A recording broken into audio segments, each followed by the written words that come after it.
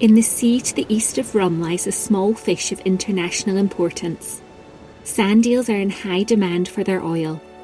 Along Scotland's west coast they supply small nationally managed fisheries.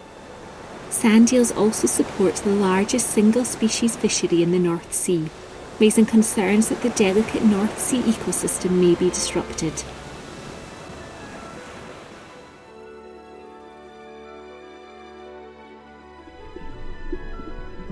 Sandeels have slender bodies built for burrowing into the seabed.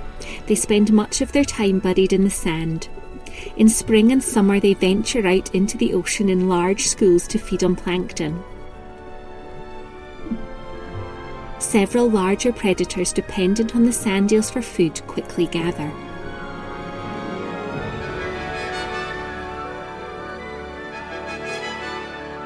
For much of its life, this minke whale is solitary, but with such rich pickings here, it will feed alongside others. Minke whales are particularly sensitive to underwater noise, such as from shipping and engineering operations.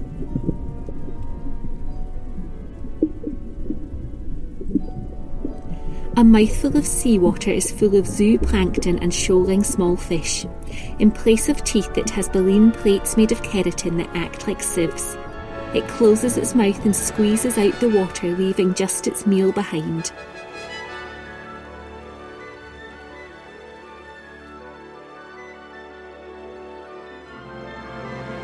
Once they have plundered the rich banquet here, it's thought that they leave Scottish inshore waters to breed and to calf, although exactly where they go remains a mystery.